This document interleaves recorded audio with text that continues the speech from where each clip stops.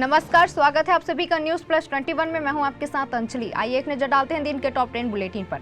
Chhattisgarh election प्रत्याशी खुद को नहीं दे सकेंगे वोट, सभी पोलिंग बूथ के लिए मतदान दल रवाना। पोलिंग पार्टी से भरी बस हादसे का शिकार हुई। छत्तीसगढ़ में बादलों से ठंड हुई कम, सुबह घना कोहरा, अगले 24 घंटे अधिकतम और न्यूनतम तापमान में बदलाव की संभावना नहीं। चंद्रयान 3 के रॉकेट का हिस्सा नियंत्रण से बाहर, पृथ्वी के वातावरण में लौटा, प्रशांत महासागर में गिर सकता है, इसरो ने कहा, वजह पता नहीं। न्यूज क्लिक मामले में अमेरिकी कारोबारी को ईडी का समन, सिंघम पर आरोप, चीनी प्रोपेगेंडा फैलाने के लिए भारतीय वेबसाइट को फंडिंग दी। उत्तरकाशी टनल हादसा, 107 घंटे में 40 मजदूर फंसे, अमेरिकी मशीन से ड्रिलिंग शुरू। केंद्रीय मंत्री वीके सिंह बोले, रेस्क्यू में 2 से 3 दिन और लग सकते हैं। चीन की ताकत बढ़ी तो भारत का रुतबा भी बढ़ा। जयशंकर बोले, भारतीय हाई कमीशन पर हमला हुआ तो कनाडा ने कुछ नहीं किया। कोटा में स्टूडेंट की मेंटल हेल्थ खराब, फिर भी प्रोफेशनल के पास नहीं पहुंच रहे बच्चे। जियो और डिज्नी को टक्कर देगी अमेजन प्राइम वीडियो। कंपनी ने फैन कोड के साथ पार्टनरशिप के बाद अपना पहला स्पोर्ट्स चैनल लॉन्च किया।